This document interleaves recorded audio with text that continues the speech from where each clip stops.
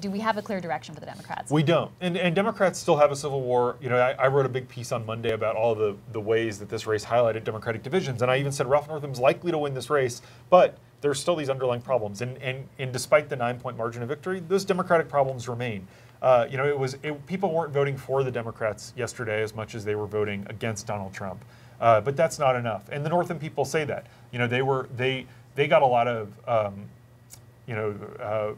crap from activists for not going harder after Trump. During the Democratic primary, Ralph Northam called Trump a narcissistic sociopath.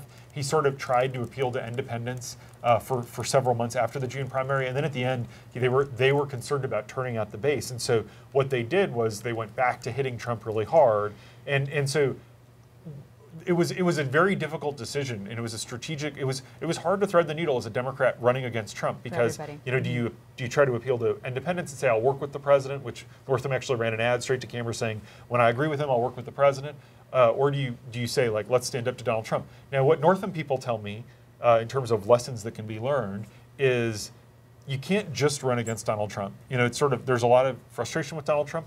But Hillary Clinton tried to just run against Donald Trump. In 2016, she worked really hard to make that campaign a referendum on Trump, how awful she said Trump was, and it just didn't work. And in Virginia, the Democrats were doing focus groups, they were conducting polling, they were doing a lot of testing, and a lot of the people they were trying to get to come vote for them said, we don't just want people to be against Trump, we also want to feel like they also have some of their own ideas.